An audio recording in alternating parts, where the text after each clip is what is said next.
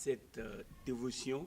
Voilà un jour nouveau, un jour plein de grâce, un jour où nous verrons la main puissante de notre Dieu à l'œuvre dans notre vie. Il est l'Éternel, notre appui, il est l'Éternel, notre berger, il est l'Éternel qui est compatissant, il est amour. Aujourd'hui, nous ouvrons nos Bibles dans Jean le chapitre 15 à partir du verset 1.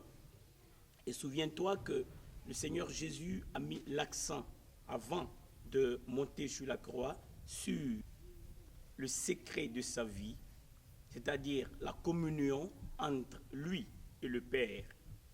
Alors cela a suscité beaucoup d'interrogations. Philippe, Thomas, Pierre, Jude ont posé des questions au sujet de cette relation entre le Père et Christ. Quelqu'un lui a posé la question de savoir, montre-nous le Père et cela nous suffit. Philippe l'a fait. Et il lui a dit, mais il y a longtemps que je suis avec vous et tu ne m'as pas connu. Donc, l'idée de la communion entre Dieu et l'être humain ou les êtres humains est venue de notre Seigneur Jésus-Christ. Quand il est venu sur la terre, il est venu pour nous révéler qui est Dieu et il est venu pour nous révéler comment, une fois nous sommes lavés de nos péchés, une fois son sang a coulé pour nous purifier de nos péchés, comment nous devons vivre. Ça c'est très important. Notez qu'il a insisté sur la communion avec Dieu. Il était en communion avec Dieu à tel point qu'il disait, les paroles que je vous ai dites sont les paroles même du Père. Et au verset 15, il va faire une illustration de cette communion. Je suis le vrai cep et mon Père est le vigneron. Tout sarment qui est en moi et qui ne porte pas du fruit, il le retranche. Et tout sarment qui porte du fruit, il émonde, afin qu'il porte encore plus de fruits. Déjà vous êtes purs à cause de la parole que je vous ai annoncée. Verset 4, demeurez en moi et je demeurerai en vous, comme le sarment ne peut de lui-même porter du fruit s'il ne demeure attaché au cep, ainsi vous ne le pouvez non plus si vous ne demeurez en moi. Voilà qu'il insiste sur l'importance de demeurer en lui. Lorsque nous acceptons Christ, nous sommes appelés à demeurer en lui. Il vient vivre en nous par son esprit et alors nous continuons en lui. C'est pourquoi Paul a dit, Christ est ma vie. Vivre en communion avec Christ, c'est le sens même de notre marche avec le Seigneur. Il dit, demeurez en moi et je demeurerai en vous. Voici l'idée de communion qui est évoquée. Alors cela a un avantage et le Seigneur insiste là-dessus. Il dit, comme le sarment ne peut de lui-même porter du fruit s'il ne demeure attaché au cep, ainsi vous ne le pouvez non plus, si vous ne demeurez en moi. Alors c'est important de savoir que tu ne peux avancer que lorsque tu as compris que ta vie dépend de Christ. Il est le cep, toi tu es le sarment, toi tu es la branche. Donc le principe de vie en lui, c'est le même principe de vie en toi. C'est pourquoi lorsque nous comprenons l'importance de la communion avec Christ, nous apprenons à comprendre comment Christ a vécu. Nous cherchons à comprendre cela et une fois nous avons compris comment il a vécu sur la terre, nous pouvons le voir comme notre modèle et suivre ce modèle jour après jour. Donc nous arrêtons de penser à une religion, mais nous comprenons que nous sommes engagés dans une communion. Si tu as reçu déjà Christ comme ton sauveur, si tu le confesses comme ton Seigneur, apprends à demeurer dans sa communion. C'est en cela que tu pourras porter du fruit, le fruit de la justice. C'est en cela que tes prières seront exaucées. Le verset 5, il vient et il insiste sur ce fait. Il dit, je suis le cep. Vous êtes les sarments. Donc, nous dépendons de lui. Notre vie provient de lui. C'est nous qui allons porter le fruit, mais c'est lui qui est la source de vie. C'est par lui que nous avons la capacité de pouvoir porter le fruit. Tu ne peux pas vivre une double vie. Tu ne peux pas vivre une vie apparente. Tu as besoin de comprendre que Christ est la source de ta vie. Tu as besoin de comprendre que sans Christ, ta vie n'a aucun sens. Et il le dit au verset 5, je suis le cep, vous êtes les sarments. Que cela soit clair, le cep ne peut pas être indépendant et vivre, produire du fruit. Ce n'est pas possible.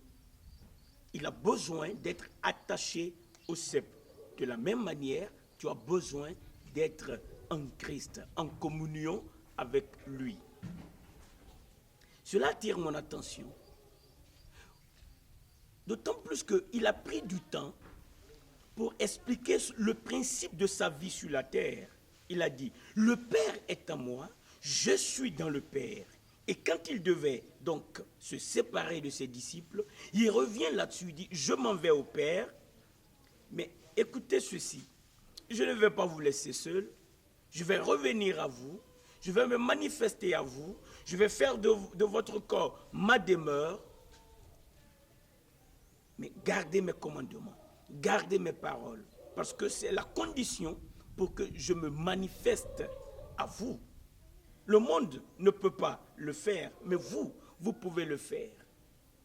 Donc c'est important de comprendre que l'idée de la communion est le sens de notre vie. Quand nous venons à Christ, nous entrons dans une communion. Il devient le principe de notre vie, la base de notre vie, la source de notre vie.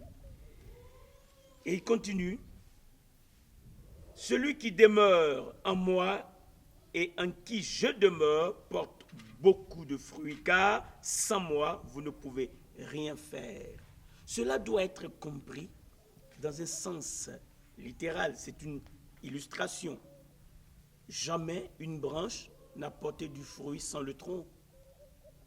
Donc c'est une illustration qui est facile à comprendre. De la même manière, toi qui as accepté Christ, tu ne peux pas dire, oui, j'ai accepté Christ, mais je vais vivre selon le train de ce monde. Ça ne marche pas. Tu ne peux pas grandir spirituellement si les paroles de notre Seigneur Jésus-Christ ne sont pas le style de ta vie. Tu ne peux pas recevoir, tu ne peux pas voir la main de Dieu, la main puissante de Dieu agir dans ta vie si Christ n'est pas le centre de ta vie. Et quand Christ est le centre de ta vie, c'est lui le Seigneur, c'est lui le Maître, c'est lui qui va conduire, c'est lui qui va te diriger, c'est lui qui va te conduire, c'est lui qui va te montrer le chemin à suivre. Ce n'est pas toi qui va lui dicter tes idées, mais c'est lui qui va orienter, qui va te guider, qui va te donner les idées et que tu dois mettre en pratique. C'est très important, d'autant plus que nous sommes dans le monde. Et le monde a un prince. Et le prince de ce monde cherche à voler, à égorger et à détruire. Le Seigneur Jésus l'a dit. Il a dit, le prince de ce monde arrive, mais n'a rien à moi. Pour que nous puissions dire la même chose et vivre chaque jour, dans la victoire que Christ a acquise pour nous sur la croix, nous avons besoin de demeurer en Christ. Demeure en Christ. Ça, ce n'est pas aller au lieu de culte.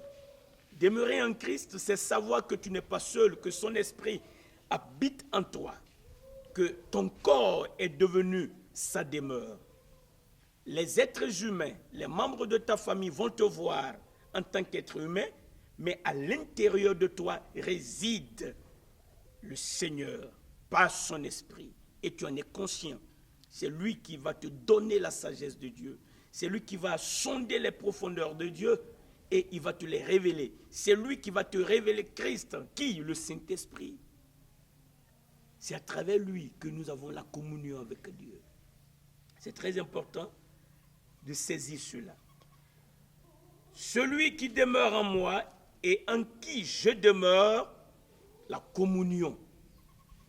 La communion, très important, porte beaucoup de fruits, car sans moi, vous ne pouvez rien faire. Il ajoute, si quelqu'un ne demeure pas en moi, il est jeté dehors comme le sarment et il sèche, puis on ramasse les sarments, on les jette au feu et ils brûlent. Si vous demeurez en moi et que mes paroles demeurent en vous, demandez ce que vous voudriez et cela vous sera accordé. Prête attention que depuis le verset 1, il insiste en moi, demeurez en moi, demeurez en moi, que mes paroles demeurent en vous, je demeurerai en vous. L'idée de la communion, souviens-toi du contexte selon lequel il était en train de dire au revoir, donner les dernières instructions à ses disciples. Puisque lui, il allait monter au Père, eux, ils allaient rester pour continuer l'œuvre qu'il a commencée. Ils avaient donc besoin d'une sécurité, ils avaient besoin de la même source de vie que le Seigneur. Et le Seigneur dit, vous me voyez, je vais partir, mais je ne veux pas vous laisser orphelins. Et alors, il ouvre leur cœur pour comprendre quel sera le principe de leur vie après lui. C'est en lui qu'ils doivent demeurer. Ces paroles doivent demeurer en eux. C'est très important de souligner cela, l'idée de la communion avec Dieu. Lui-même, le Seigneur Jésus, quand il était sur la terre, il a insisté, il disait aux gens, je ne suis pas seul, celui qui m'a envoyé, il est avec moi, il ne m'a pas laissé seul, il ne m'a pas abandonné. Et quand il était temps d'ouvrir les yeux de ses disciples, il leur a expliqué cela clairement. Le Père est en moi, je suis dans le Père. Maintenant, je serai en vous. Ils ne comprennent pas, mais le Seigneur était en train de donner une instruction. Et pour nous, qui sommes maintenant les disciples du Seigneur, nous devons comprendre que la vie en Christ, c'est la communion avec Dieu. Et entretenir cette communion, c'est ta responsabilité. C'est pourquoi Dieu t'apporte ce message. Tu dois savoir que ce qui est important, c'est que tu sois continuellement en communion avec la source de vie qui est Christ. Et cette communion est établie par le Saint-Esprit qui habite en toi. Les hommes te verront, ils t'entendront, ils t'écouteront, mais c'est Dieu qui parlera en toi lorsque tu te rendras compte que tu es en communion avec Dieu. C'est merveilleux de saisir et d'entretenir la communion avec le Seigneur. Il continue pour dire au verset 8, si vous portez beaucoup de fruits, c'est ainsi que mon Père sera glorifié et que vous serez mes disciples. Être asséché ne donne pas gloire à Dieu. Et tu ne peux pas être autrement si tu n'es pas attaché au Seigneur. Tu seras asséché. Ta vie sera vide. Mais cela ne donne pas gloire au Seigneur. Porter du fruit. Avoir ses prières, être exaucé. Merveilleux. Merveilleux. Savoir que Dieu t'écoute, c'est important sur la terre parce que tes parents, les membres de ta famille, tes amis opprimés par le diable veulent un appui, un secours, veulent quelqu'un qui va venir avec une parole d'encouragement, de délivrance. Mais si tu as Christ, si tu marches en communion avec Christ, tu seras bienvenu pour ordonner aux démons et ils s'en iront au nom de Jésus-Christ. Tu seras bienvenu pour apporter la délivrance et la bonne nouvelle à tes chers parents, à tes chers amis, à tes êtres qui te coûtent cher. Et Dieu va exaucer ta prière. Terminer l'oisiveté. Parce que Dieu est en communion avec toi. Merveilleux.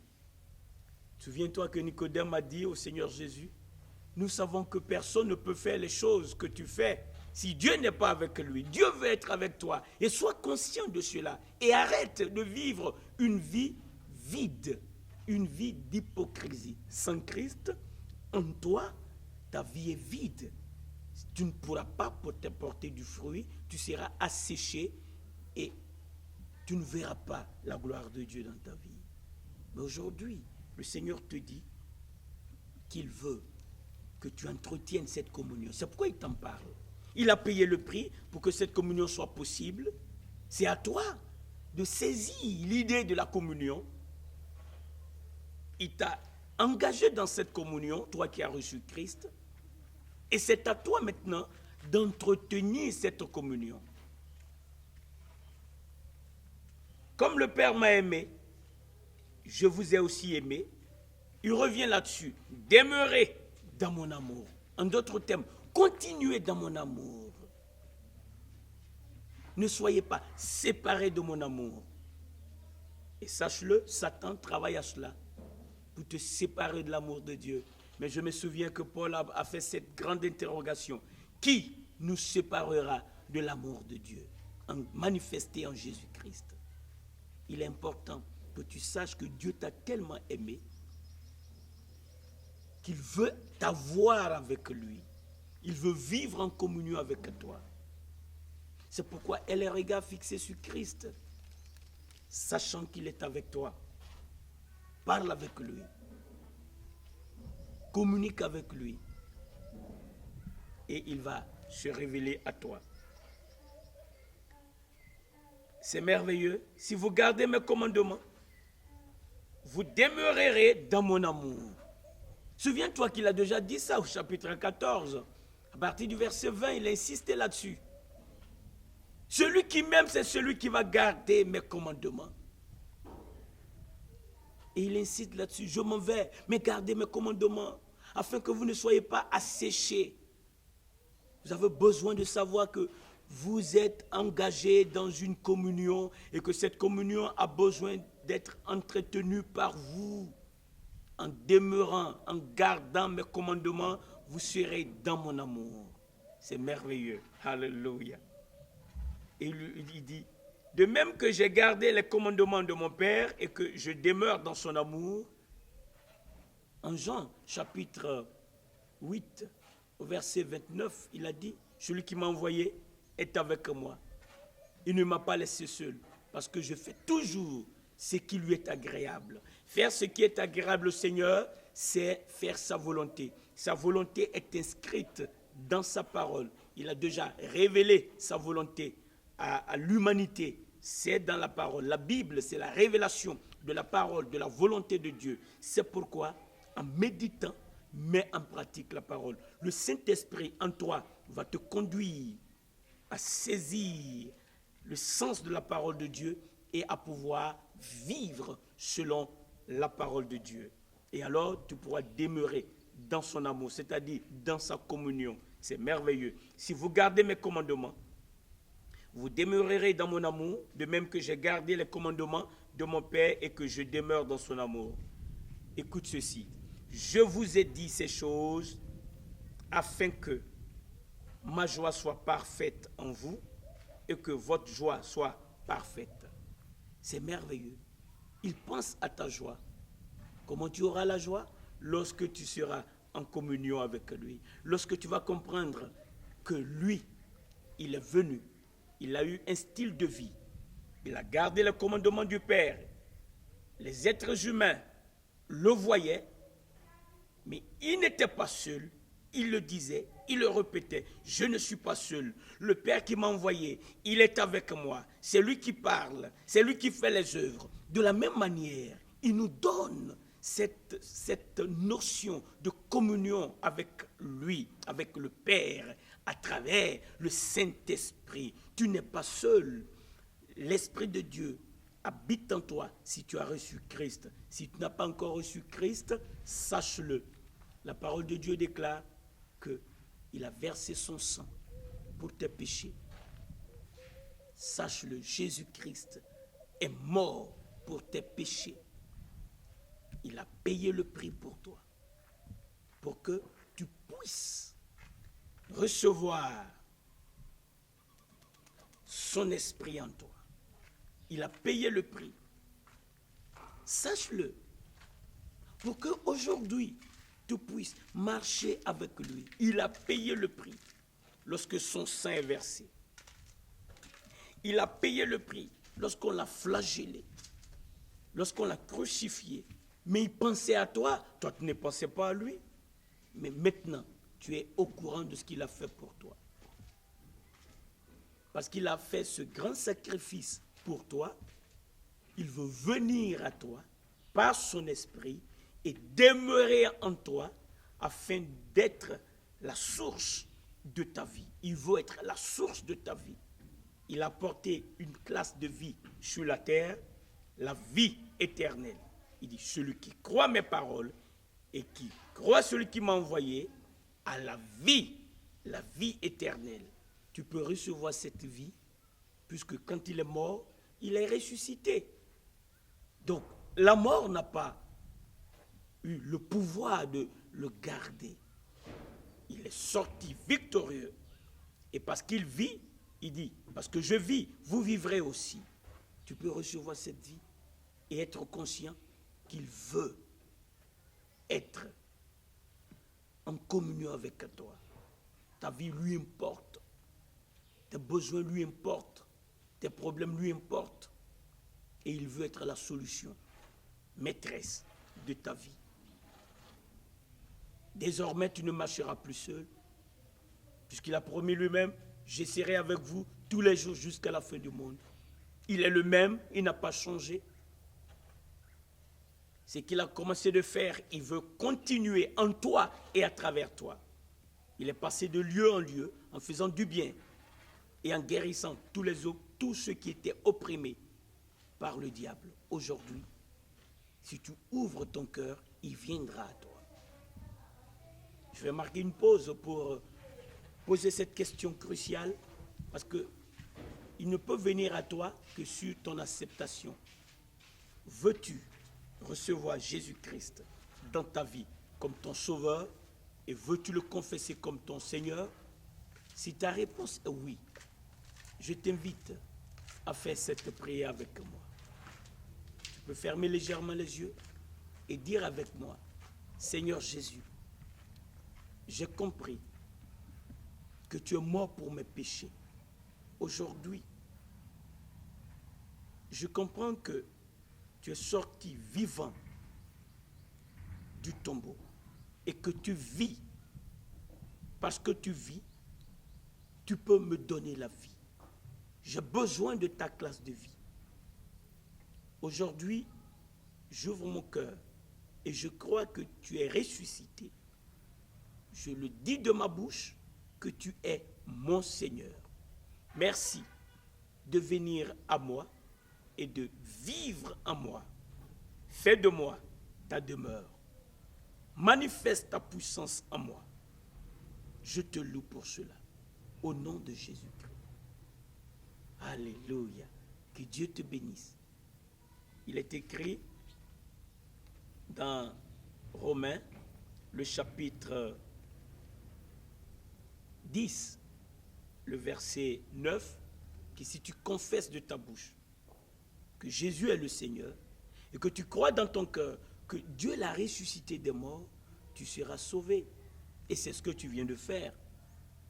Compte-toi parmi les rachetés de Dieu. Et sache que Dieu te donne un pouvoir invisible, mais réel, pour que tu deviennes l'un de ses enfants. C'est-à-dire qu'il va prendre soin de toi. Tes problèmes seront ses problèmes. Et lui, il n'y a rien qui lui soit impossible. Il va venir à ton secours. Ne te sens plus seul. Parle avec lui de tes problèmes. Parle-lui de tes fardeaux. Il a dit par la bouche de Pierre, déchargez-vous sur lui, car lui-même prend soin de vous. C'est ce que Dieu fait pour ceux qui reçoivent Christ. Son esprit en toi va te conduire. Plus tu vas méditer la parole, plus il va t'enseigner. Et d'ici peu, ta vie ne sera plus la même. Père Saint, merci de ce que tu nous ouvres les yeux pour comprendre ce que tu veux avec l'humanité. Tu as créé l'être humain à ton image et tu lui as donné l'autorité. Tu as toujours voulu la communion avec l'être humain. Maintenant que le sang de Jésus est versé, nous pouvons entrer dans ta communion. Merci de ce que ton esprit qui réside en nous, qui habite en nous, nous inspire, nous enseigne les vertus de Dieu et nous révèle la parole de Dieu. Maintenant, donne-nous le pouvoir de continuer à marcher sur cette terre pour ta gloire. Et le faisant, étends ton bras puissant, fais qu'il se fasse des miracles, des prodiges, des guérisons. Maintenant, je te le demande, au nom de Jésus-Christ, ceux qui suivent ce message, parmi eux, ceux qui sont malades, touche-les et guéris-les. Merci de le faire, car ta présence en eux va détruire la base de l'infirmité. Et je commande à l'esprit d'infirmité de quitter leur vie au nom de Jésus-Christ. Esprit de ruine, esprit de mort précoce, va-t'en maintenant dans le nom de Jésus-Christ. Alléluia. Gloire à toi, Père, pour ta victoire et pour ta présence. Amen. Amen. Que Dieu te bénisse.